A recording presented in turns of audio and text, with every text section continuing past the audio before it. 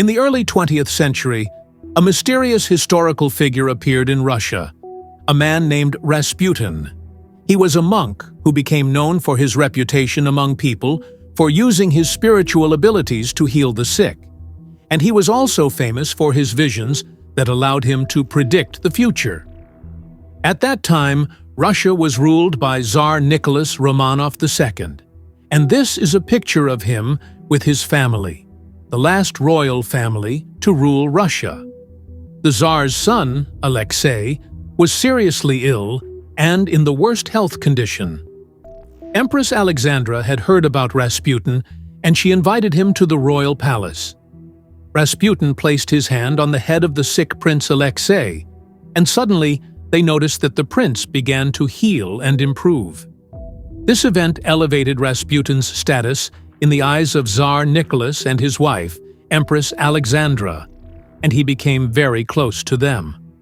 Rasputin is considered one of the most legendary and controversial historical figures, a puzzling, mysterious, and fascinating character. Dozens of books have been written about him, and he has appeared in numerous films and TV shows. There's even a famous song about him. So how could a man like Rasputin, who came from a peasant class in a small village, rise to the ruling family and manipulate them? This strange story is really two stories: the story of Rasputin and the story of the Tsar's ruling family in Russia. The two stories start separately, then meet at a certain point. This video is a powerful and very thrilling historical story, so grab something to eat and let's get started. Peace be upon you. This is Shams al-Din. In a small village located in the Siberian region of Russia, Grigory Rasputin was born on January 20th, 1869. The Siberian region where he was born is considered one of the most remote areas in Russia, so Rasputin had a tough childhood. His father was a simple farmer, and his mother gave birth to 7 children, but all of them died in their childhood except for Rasputin.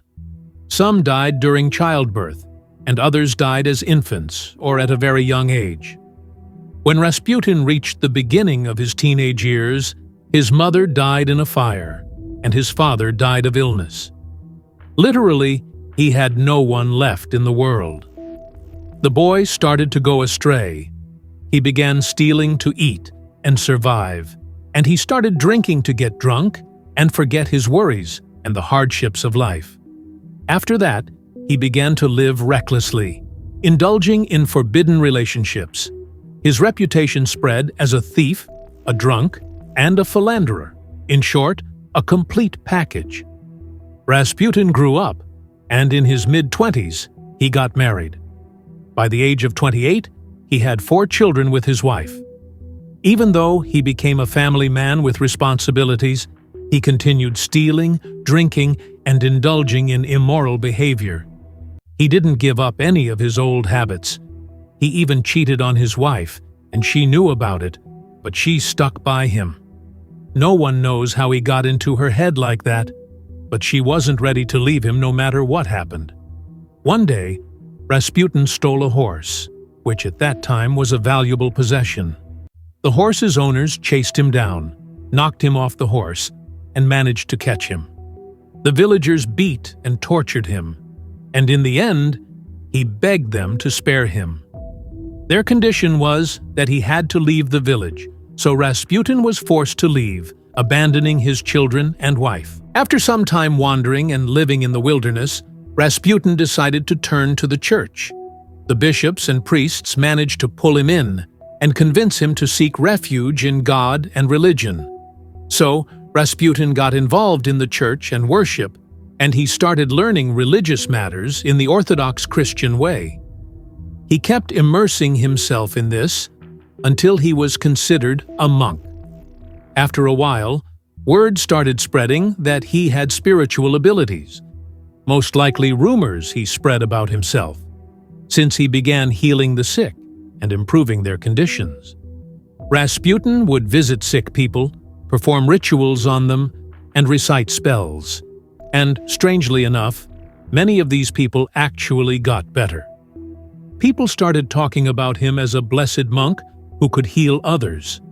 Many historians and researchers explain this phenomenon, Rasputin's strange ability to heal people, by saying he was actually helping them on a psychological level. Back then, there wasn't much attention given to psychological issues, so things like stress, pessimism, shortness of breath, and depression didn't have specialists or treatments. Rasputin took advantage of this, using his emotional and social intelligence. He knew how to talk to people and how to deal with them, similar to the techniques used by con men.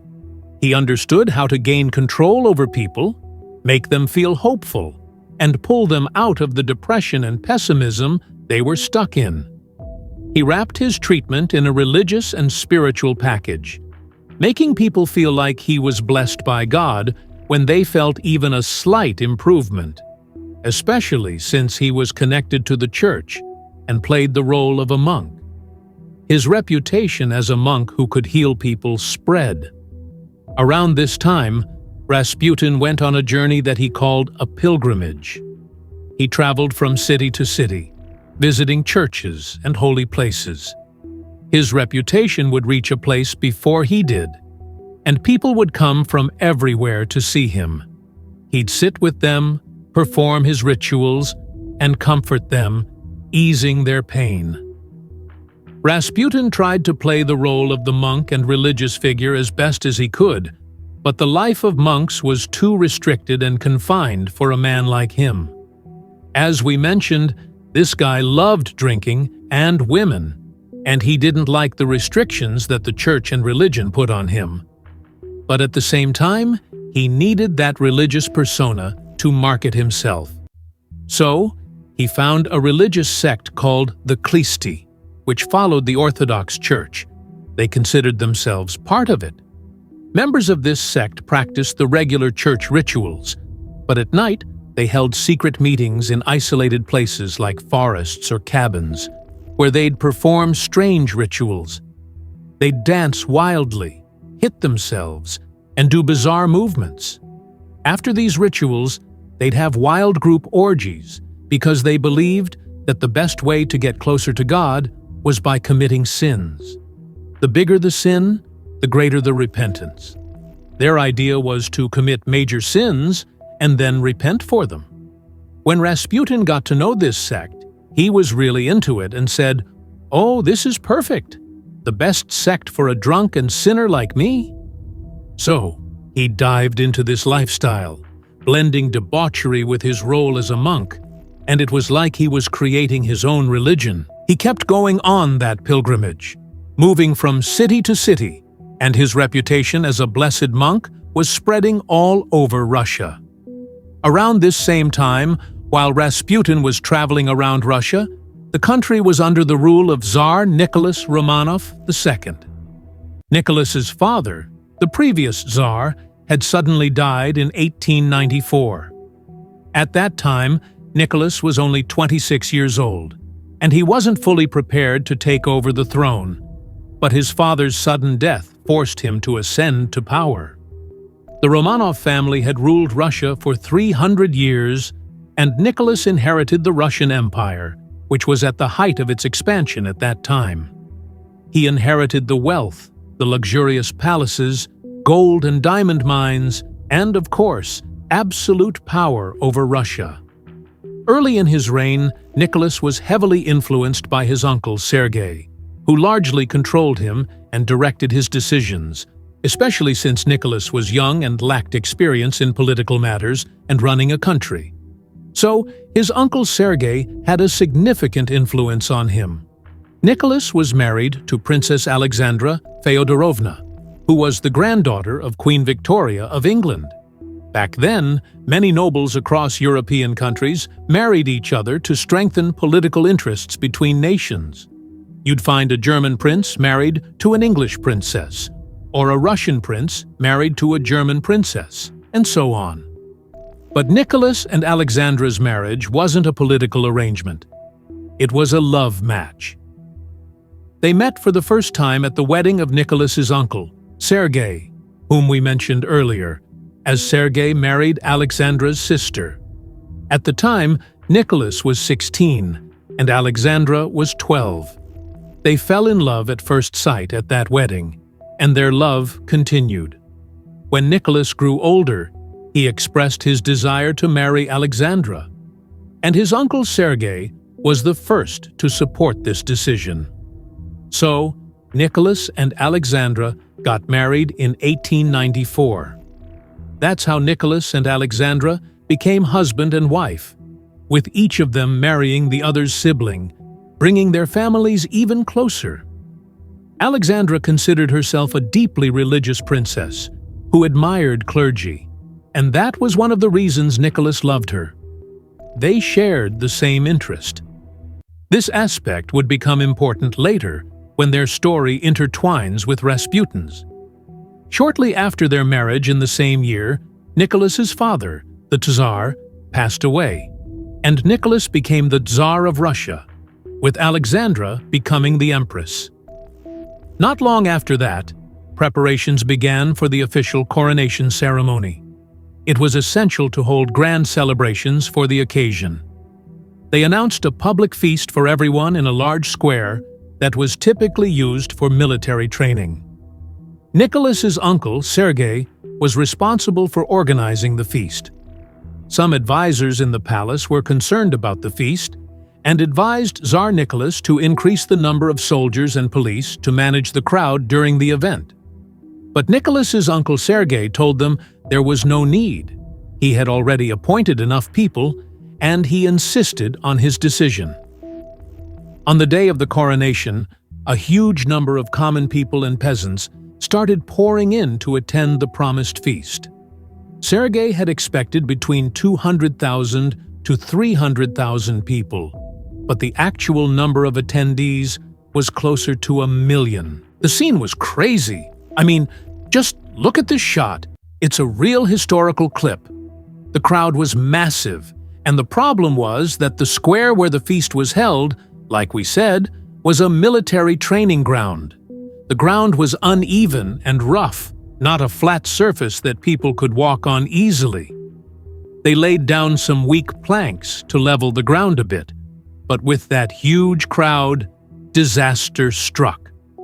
The crowd started pushing, and many people in the middle of the crowd began to suffocate, and a terrifying number of people died that day due to the intense stampede. There are historical photos of this scene showing wide areas filled with victims and bodies. Of course, I can't show you these pictures because YouTube would flag them, but you can imagine the scale of the tragedy with such a massive crowd. The news of the stampede and tragedy reached the Tsar, and the first thing he did was go to his uncle Sergei, who was in charge of the event, and asked him, "How many died?" Sergei responded, "We haven't confirmed the number yet." Nicholas asked, "How many? 100? More?" His uncle replied, "Unfortunately, I'm afraid we're not talking about hundreds, but thousands."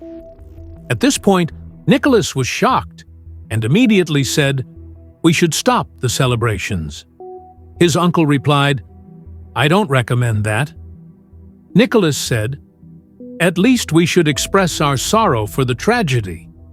His uncle responded, "It won't be a tragedy unless we make it one." Nicholas was easily influenced by his uncle's words, who was his closest advisor.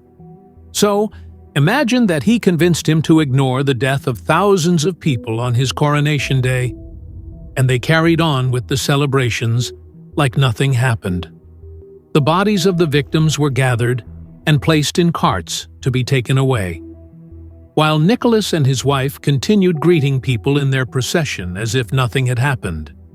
He followed his uncle's advice, and after the public procession, they continued their celebrations inside the palace, dancing, eating, and drinking as if nothing had happened. From that day, a new nickname started spreading for the Tsar: Nicholas the Bloody. Of course, no one dared to say it out loud, but it was used among the people, especially those who hated the Tsar.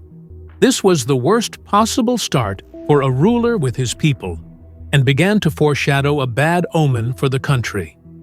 Anyway, time passed, and nearly 10 years had gone by since Nicholas took power. During those years, he and his wife had 4 children, but all of them were girls: Tatiana, Maria, Olga, and Anastasia. This was disappointing for them because they wanted an heir to the throne, and the heir had to be a boy. Throughout those years, they kept trying, but they always ended up with a daughter. Finally, after a long wait, their dream came true in 1904 when they had a baby boy, and they named him Alexei. Naturally, Prince Alexei became the legitimate heir to the Russian Empire, but he had a major problem.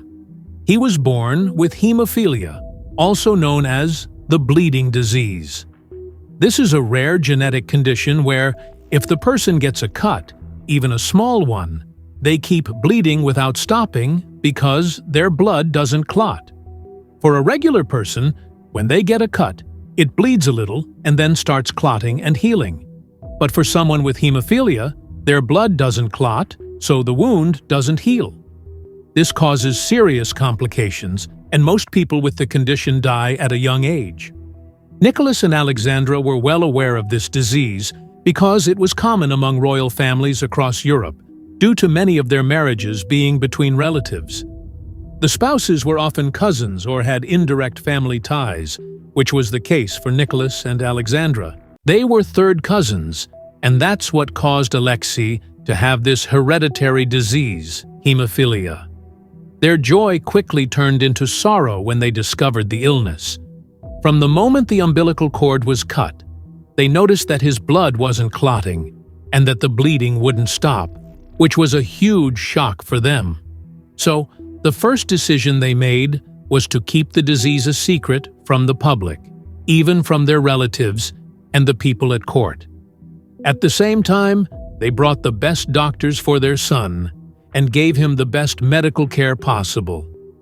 During that period, another issue was unfolding, but this one was on a national level for the Russian Empire.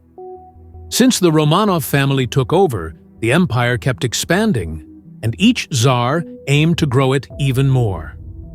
Nicholas had his eyes on Japan, thinking it would be an easy target. But by 1904, Japan was rising as a global power. The world was going through the Industrial Revolution, and Japan was advancing rapidly in this area, building a terrifying military arsenal. The Russian Empire relied heavily on its navy as its strongest weapon. Tsar Nicholas ordered his naval commanders to attack the Japanese fleet, but the Russian fleet was caught off guard by the sheer strength of Japan. The Japanese destroyed 3 of the largest and most powerful warships in the Russian fleet. And the person who kept pushing Nicholas toward this losing war was his uncle Sergei, who encouraged him and said, "We'll conquer their country," right before he declared war. Every piece of advice from this man turned into a disaster. The conflict between Russia and Japan was a failure, and they lost almost every battle in the war. The year 1904 was one of the worst for Nicholas. He failed in the war against Japan and had a son with a serious illness. The second issue was the worst for him because, after 10 years of waiting, his son was born with this disease, which was a bigger disaster than anything else. All his and Alexandra's attention turned toward their son, Alexei. During this time, he left the management of the war to his uncle Sergei. Meanwhile, Rasputin continued his journey, and, as we mentioned, his reputation preceded him. He spent several years moving from city to city, playing the role of the blessed monk who healed people. At the same time, he was drinking, getting drunk, and living a sinful life. Because he gained high social standing among people, it made it easier for him to get to any woman he wanted. In fact, he marketed himself to women by claiming he could heal them with his blessing if they let him do whatever he wanted with them. And they believed him. Most of his followers, by the way, were women who were deceived by him. As for Rasputin's appearance, It was strange. Just imagine how he looked. How could someone like him bring blessings? He looked like a scarecrow from nightmares. But even with his odd looks and strange behavior, he used them to convince people of his supposed powers, especially women who believed his blessings would heal them. Imagine, he didn't bathe or clean himself. This was part of the monk rituals he followed, so his smell was absolutely awful, unbearable. Yet, despite that, everything was going fine for him. Everyone believed he was blessed, which only proves one thing. Rasputin was smart.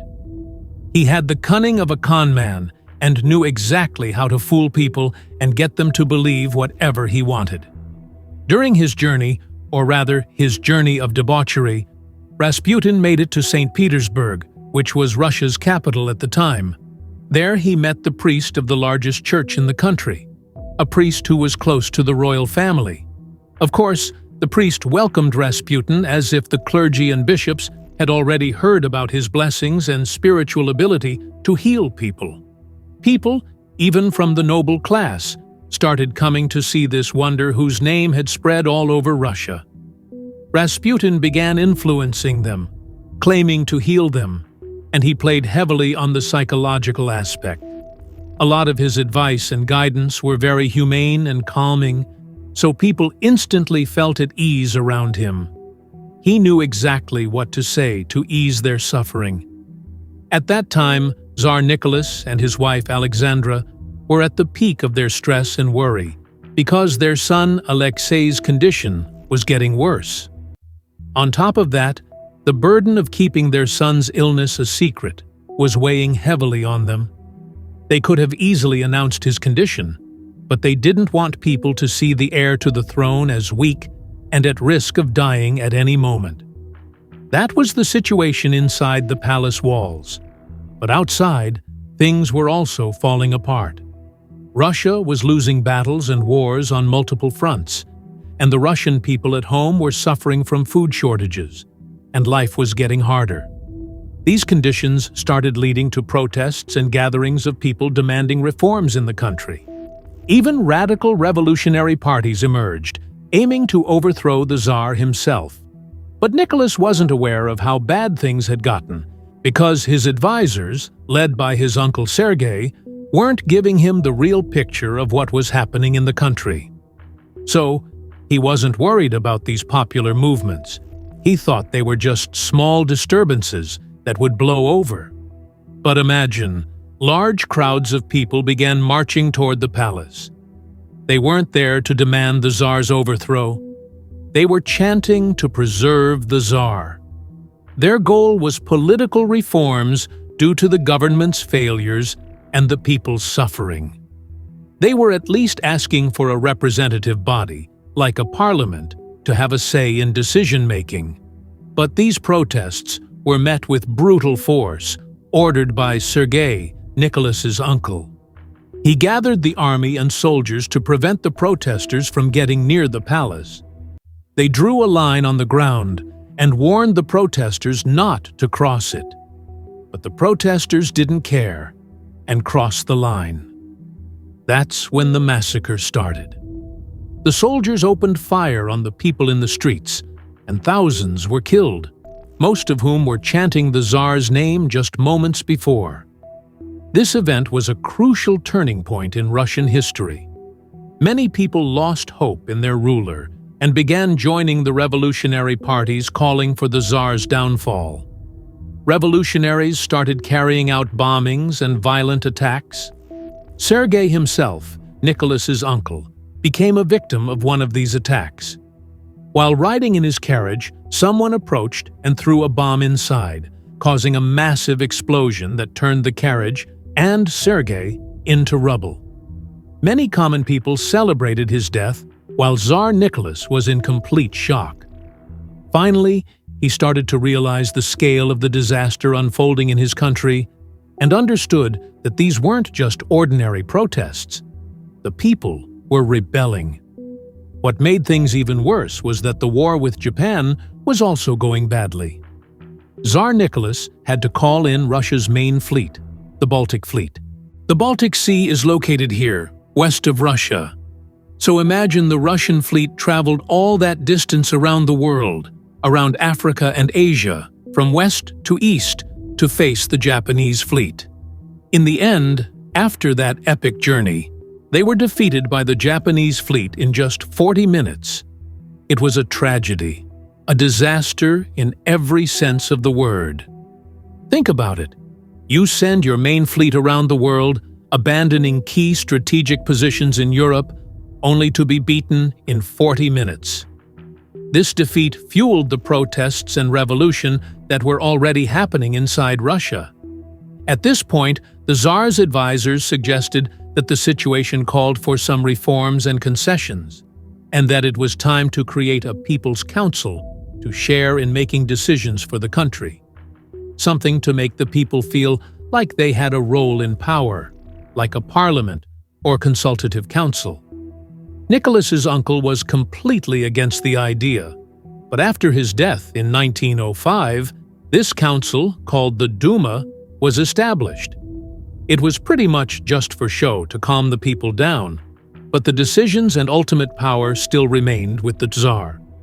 Even so, just getting the Tsar to agree to the idea of creating such a council was an achievement in itself, and it quieted the people for a while as they waited for the reforms that were supposed to follow. During this same period, an incident happened with Prince Alexei. He was playing and running around in the palace garden with his mom and the servants when he fell and hurt his leg. Even though the wound wasn't that big because of his illness, the bleeding didn't stop. His condition got worse, and he ended up bedridden. His parents called the best doctors in the city, but all they could do was ease his pain with painkillers. Still, his condition kept getting worse, and Alexandra, his mother, was in a really bad emotional state. As things got worse, both the Tsar and Tsarina were on the verge of breaking down when they heard from some nobles about a blessed monk who healed people, a man named Rasputin. Rasputin was summoned to the palace, and as soon as he walked in, everyone felt his presence, like he was some kind of blessed figure sent from heaven. This was the impression Rasputin always aimed to leave wherever he went, and he was always successful in making people believe he was someone great and holy. Before the Tsar or his wife could say anything, Rasputin told them he knew why he was called, saying, "You want me to heal the little prince." Nicholas and Alexandra were stunned. How did he know about this, especially since it was a secret? Then Rasputin continued, "I had a vision from God last night. I saw the prince suffering, and that he would die without my help. My destiny and his are intertwined." Most likely, Rasputin had gotten word from one of the nobles who knew about the prince's condition. But when Nicholas and Alexandra heard his words, they were almost convinced that he really was a blessed man. All that was left was for him to prove he could actually heal their son. Rasputin entered Prince Alexei's room, approached his bed, placed his hand on his head, and started chanting his rituals. Amazingly, the prince's condition significantly improved in the following days. Some might wonder how a man with no medical knowledge could treat a serious physical illness, not just a psychological one this time. The explanation boils down to two main points. First, Alexandra, the mother, was in a terrible mental state, extremely anxious about her son. When Rasputin calmed her down, Alexei's condition improved as a result. The second, more crucial point, is that Rasputin stopped the medications that the doctors were giving the prince, like aspirin to ease his pain when he was suffering badly. We now know that aspirin is terrible for hemophiliacs because it reduces blood clotting, making their condition worse instead of better. Rasputin didn't know this, of course. It was all just a coincidence, but he stopped the medication simply because he didn't believe in it, which led to the prince's condition improving. From that moment on, Rasputin became very close to the Tsar and Tsarina, especially Alexandra, who started seeing him as a heavenly angel of mercy. His influence over the decisions of the royal family grew, particularly because of Alexandra's devotion to him, even on matters that didn't concern her son. Even Nicholas, the Tsarina's husband, grew to respect Rasputin, to the point of giving him a high status within the palace. Things stayed like this for a while, and Rasputin, in a way, became almost part of the royal family. He was always around them, going out with them, attending any meetings or gatherings the Tsar went to, and offering his advice and opinions. He basically became like one of the Tsar's advisors. The Tsar's old, close advisors were shocked at where Rasputin had suddenly come from and how he reached such a high position so quickly. Most of them didn't know about the little prince's illness, so they couldn't understand how this connection between Rasputin and the royal family developed, and this left a sour feeling toward Rasputin among them. Regardless, Rasputin became a reality, and his influence over the Tsar and Tsarina grew stronger by the day. Around this time, protests began to rise again, and the people started revolting once more after realizing that the Duma, the council the Tsar had created, was just for show. All the decisions were still in the Tsar's hands, and nothing had improved in the country. It was total chaos, protests everywhere, the army killing people in the streets, mass executions, bombings, and destruction across Russia. The prime minister at that time was a man named Pyotr Stolypin, and this guy was trying his best to reform and fix things. But still, the revolutionaries broke into his house one day, threw bags full of bombs, and ran off quickly. Seconds later, there was an explosion that destroyed most of the house. The prime minister, Stolypin, survived the blast, but many of the guards and people in the house died, and his daughter was severely injured. Even after all that, Stolypin kept trying to fix the situation in the country, and he didn't turn against the people. But he faced a huge problem inside the palace itself, as the Tsar wasn't listening to his advice. The main reason for this was Rasputin. Rasputin was guiding the Tsar, advising him not to give in to the people and the protests, telling him, "You're the king of this country by God's will, and you shouldn't let anyone stand against this divine will." Rasputin always tied his words to religion, and since both the Tsar and his wife were very religious, his words always had an effect on them. Rasputin kept pushing the Tsar to confront the people and crush the protests with an iron fist. This led to a clash between Rasputin and Prime Minister Stolypin, who was really frustrated and couldn't understand how a man like Rasputin could have such strong influence over the Tsar. And Rasputin's enemies didn't stop at Stolypin. They extended to the bishops of the church, who started to hate Rasputin. Even though they initially liked and supported him, Rasputin began to look down on them, mocking them whenever he got the chance, which angered them. However, they couldn't stand up to him because everyone knew Rasputin's position with the royal family had become higher than anyone else's. Tsarina Alexandra relied on Rasputin more than anyone else, even more than her husband, because he was the only one who could calm her and ease her fears. Despite all this, Rasputin didn't give up his debauchery and corrupt lifestyle. Most of his followers were women, and he would get close to them and charm them with sweet talk to get what he wanted. Even women from noble families, who had husbands and kids, would fall under his spell and surrender to him. There were lots of rumors saying Rasputin had even seduced the Tsarina herself. Although these rumors were never confirmed, they were used systematically to tarnish the image of the Tsar, the royal family, and Rasputin along with them. Cartoons and pamphlets were spread among the people, showing Rasputin and the Tsar in compromising situations, and this was one of the ways people attacked the Tsar during the protests and riots that were happening. The hatred toward Rasputin grew, and people started asking how a peasant could control the royal family and the entire country. This is where Rasputin's historical fame began, and all the attention was on him. His enemies increased day by day, whether it was from the royal family's relatives, the noble class, the clergy, or even the general public. It was like there was a collective hatred directed at Rasputin from all sides. Even the Duma attacked the Tsar by going after Rasputin because, of course, they couldn't attack the Tsar directly. But despite all this, the Tsar and Tsarina's relationship with Rasputin wasn't affected. In fact, it only grew stronger. They were captivated by him, completely believing without a doubt that he was a blessed man sent from God. As Rasputin's enemies increased, it was only a matter of time before someone made a move to harm or kill him. One day, while Rasputin was walking through a field, he was surprised by a woman who looked like a beggar and started asking him for help.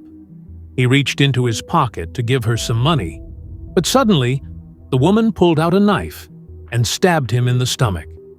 Even though the stab was deep, Rasputin managed to recover after spending a few days in bed. Later, they found out that this woman had been sent by some clergy members who once had a good relationship with Rasputin but had turned against him with hatred. From that point on, Rasputin began to fear for his life and became more suspicious of the people around him. By 1914, World War I was looming.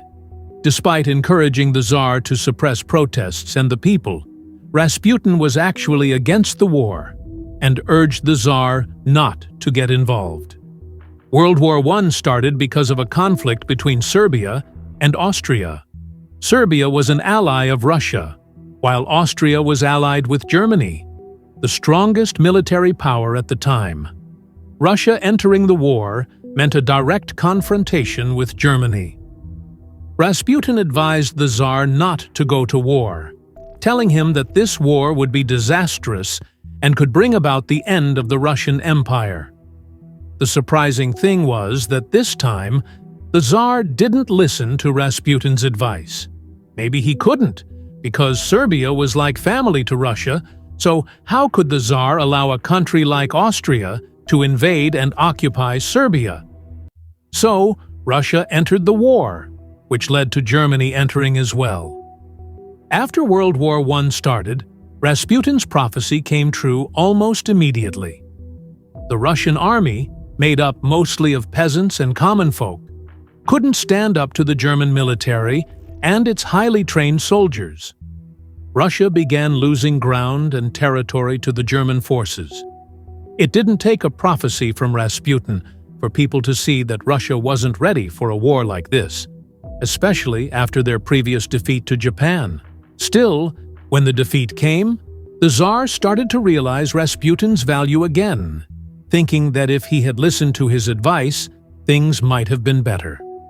At this point, Rasputin gave the Tsar another piece of advice, which was to lead his army himself on the front lines, to be at the head of the army instead of staying back in the palace.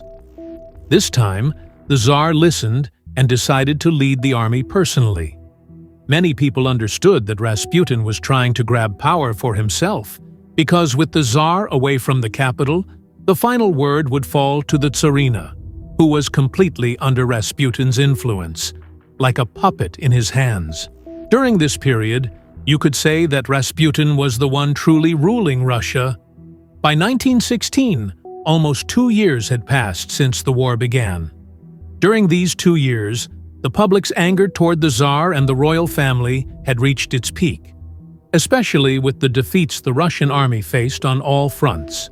On top of that, the Tsar's decision to lead the army turned out to be one of the worst decisions ever made, as the Tsar had no military experience and the situation just got worse. Meanwhile, tensions in the capital kept rising by the day, and all of Russia, across all social classes, was against Rasputin. By this time, Rasputin was terrified that his death could come at any moment, at the hands of anyone. But he was particularly worried about the Tsar's relatives and the nobles, who hated him because he had control over the Tsar and, by extension, control over the country. As a result, Rasputin wrote a letter to the Tsar saying, "A catastrophe and disaster are approaching. Judgment Day is coming for our country, and we will all drown in our own blood. I feel the end is near. If I die at the hands of one of your noble relatives, this will be the end of Russia as we know it today, and it will also be the end of your family and your reign. None of you will survive." Rasputin sent this message to the Tsar because he wanted to draw his attention to the sensitivity of the matter. He wanted to tell him to keep his relatives away from him, to warn them, and let them know that no one was allowed to come near him. But the Tsar at that time was far away in the west and was preoccupied with the defeats his army was facing daily.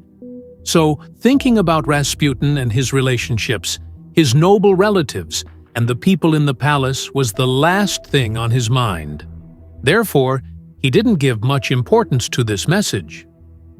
Days passed, and one day, one of the Tsar's relatives called Rasputin.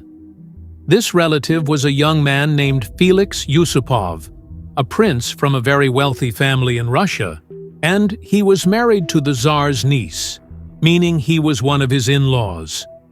Felix was furious with Rasputin and held a grudge against him. He hated how the Tsarina had become like a puppet in his hands, and he despised the rumors that had spread among the people that the Tsarina was in love with him and infatuated by him. He saw it as a disgrace on the royal family. One day, Felix called Rasputin and introduced himself, saying, "I would like your help because my wife is suffering from a personal health issue, and we want you to visit us at home so you can check on her condition. We need your help, and I hope you can honor us at our house tomorrow evening." Rasputin, though feeling a bit uneasy, thought it would be strange to refuse an invitation from a nobleman like Felix, especially since his wife was the Tsar's niece, so the request wasn't out of the ordinary. Rasputin replied to Felix, "All right, I'll be at your place tomorrow evening, and I'll see what's wrong with your wife and treat her." The next day, Prince Felix and his associates began preparing drinks and food to welcome Rasputin. But they had laced the cake and drinks with poison, potassium cyanide. Felix planned to poison Rasputin that evening. Rasputin arrived at the palace, and Felix led him to one of the rooms where they had prepared the food. He invited him to sit down, saying, "Go ahead, make yourself at home, eat whatever you like." He started pouring him a drink. They had literally put poison in everything on the table except for one type of drink that they knew Rasputin didn't prefer, so Felix could drink with him and not raise suspicion. The strange thing was that Rasputin kept eating and drinking without showing any effects from the poison, even though potassium cyanide was supposed to kill him quickly. But he continued eating and drinking without any sign of being poisoned. Felix looked at him in bewilderment. How was he still alive after all this? Not even the symptoms of the poison had appeared. Felix excused himself from Rasputin and went to his associates who were waiting outside the room.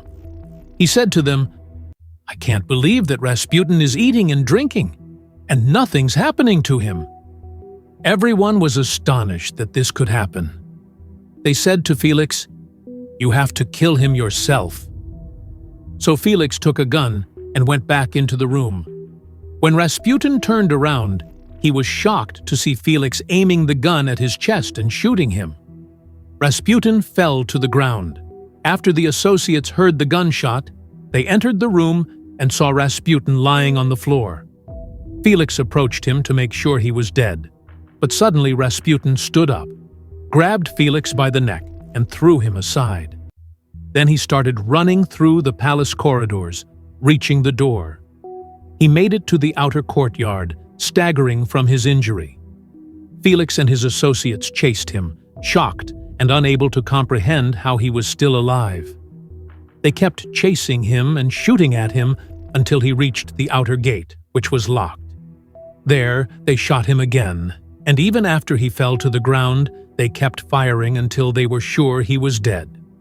Then they took his body and threw it into the river. And that was the end of Rasputin. Rasputin died, and when his body was found in the frozen river the next morning, most people in Russia received the news with joy, but the royal family, especially the Tsar and Tsarina, entered a state of sadness and mourning. Afterward, the Tsar decided to return to the command center on the Western Front to lead the war. But this was the worst timing for him to leave the capital, as protests and riots had reached their peak, and the revolution led by the radical parties, especially the Bolsheviks, under the leadership of Vladimir Lenin, who would later become the founder of the Soviet Union after the fall of the Romanov family, was in full swing. The fall was imminent, just as Rasputin had predicted. The protests literally didn't stop, and when the demonstrators began surrounding the palace where the Tsar's family was, the Tsar himself sent orders for the soldiers to disperse the people by force. The number of casualties started to rise significantly, and a massacre occurred in front of the palace. Despite the massacre and the casualties, the people didn't retreat. Instead, they kept advancing towards the palace and started pushing the gates. Meanwhile, on the battlefronts, the Russian soldiers, many of whom were peasants and ordinary people, began disobeying their commanders. Rather than aiming their weapons at their enemies, they started turning them on their commanders and openly defying military orders. With this, cases of mutiny began spreading by the thousands within the Russian army. Many soldiers abandoned the front lines and returned to Russia to join their families in the protests, especially in the capital. And these deserters brought their weapons with them. For the first time in Russian protest history, the balance shifted. For the first time, the number of armed revolutionaries was present in the streets of the capital, something the palace guards had never expected. Even the army and the soldiers themselves joined the revolution. At that point, it became clear that this was the end of the royal family. As soon as the Tsar received the news, he stopped his train and headed back to the capital. At that moment, the Tsar was advised to abdicate the throne because things had spiraled out of control and were now in the hands of the revolutionaries. All he could do was try to save himself and his family. Therefore, he had to abdicate the throne. And indeed, the Tsar announced his abdication via an urgent telegram to the Duma, the state assembly, and officially relinquished the monarchy. The revolutionary forces at the time seized the palace, and of course, revolutionary soldiers were stationed at the palace gates. None of the Tsar's family members were harmed, but they were now confined within the palace. When Nicholas arrived at the palace, the scene was very painful for him. The soldiers there treated him in a humiliating and degrading manner, even though he had been their ruler just 2 days before. The important thing was that Nicholas was reunited with his family again. At that time, two forces were vying for power in Russia: the Duma, the state assembly, and the Revolutionary Soviet Council. But between the two councils, there were members in common trying to reconcile the differing views. One of these members was a man named Alexander Kerensky. Alexander was tasked with forming and leading a provisional government. Kerensky himself told Nicholas that he could rest assured about his life and the lives of his family, and that the provisional government would protect them. Even though Kerensky had been one of the first revolutionaries to call for the overthrow of the Tsar and the royal family, his ultimate goal was not to kill them. Unfortunately, the provisional government that promised to protect the Tsar didn't last long due to the unstable situation in the country, and Kerensky and his government were overthrown in just 3 months. The revolutionaries, particularly the Bolshevik Party led by Vladimir Lenin, took power through a military coup. Lenin, who had spent 20 years of his life calling for the violent overthrow of the royal family, and had always advocated for the Tsar's execution, now held the fate of the royal family in his hands. In May 1918, after Lenin had fully consolidated his power, he issued an order to one of the secret police units for a special mission. Loyal soldiers to the cause were chosen for this unit, and they were ordered to transfer the royal family to one of the secret houses. The former Tsar's family was gathered in this house, which was almost like a prison. Even the windows were barred with iron, but the family still remained optimistic, believing that their fate would be a secret exile to another country. What the family didn't know was that the Bolsheviks' hatred for them was far too deep to let them escape easily. These people had harbored resentment against the royal family for many years. Lenin himself wanted to execute the Tsar, but he didn't want to do it publicly, nor did he want to appear brutal, which was the purpose of the secret house. The house was located in an area completely controlled by radical Bolsheviks, and everyone there wanted to see the royal family dead and gone. They wanted to eliminate their lineage entirely. After 2 months of the royal family being held in this house, and when everything was ready, the soldiers came to them one night and said, "We need you to get dressed quickly." Nicholas and his family were surprised, so Nicholas asked, "What's happening?" They replied, "You're being secretly transferred to England." The family was overjoyed by the news, as they had been expecting something like this to happen. The soldiers took them and led them down an underground passage that resembled a basement. Nicholas and his family thought they were being smuggled out through this passage. They were taken into a room and told, "Wait here." The door was closed on them. Nicholas and his family waited in that room for a while. Then the soldiers returned, and their leader pulled out a piece of paper and began reading from it. "By order of the Revolutionary Command, former Tsar Nicholas and his family have been sentenced to execution, and the sentence will be carried out immediately." Suddenly, the soldiers pulled out their guns and opened fire on the entire family. They executed Nicholas, his wife, and his children by shooting them. It was a crazy historical scene. Everyone was executed, and it's said that even their dog and some of their servants were killed with them. The worst part of all this is that even after they shot a massive amount of bullets at them, many of them were still alive, especially the girls. They didn't die right away. They were injured and screaming, but they weren't dead. And the reason was that they had hidden jewelry inside their clothes. Nicholas and his family were expecting to be exiled to another country, so they took their jewelry and sewed it inside their clothes so no one could confiscate it.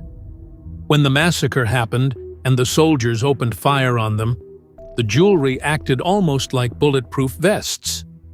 But at the same time, it didn't completely stop the bullets. The bullets hit them, hurt them, and wounded them, but they didn't kill them. So imagine, on top of the massacre being horrific, the process of killing was incredibly painful. The soldiers kept firing at them, but in the end, some of them were still alive. Some of the girls were still alive, and you could clearly hear their groans. The soldiers had to get closer and kill them with knives. It was one of the most brutal massacres imaginable. And of course, the instructions were to keep this operation secret and not announce it. So, they took the bodies, burned them, and dissolved them in acid so that there would be no trace left. But some remains still were left. They took those and buried them in a remote location. This was the end of the last royal family to rule Russia. After that, the Soviet Union was founded by Vladimir Lenin and Joseph Stalin. This historical story makes a person think. Imagine if, for example, the Tsar had never met Rasputin, or if he had a better advisor than his uncle Sergei. Imagine how many things could have changed the course of Russian history completely. But in the end, this is God's destiny, and God's will can't be changed. But these events really make you reflect. And that brings us to the end of our story. I hope you enjoyed it. There are previous videos you can enjoy too. Thank you for watching, and I'll see you in the next video. Take care.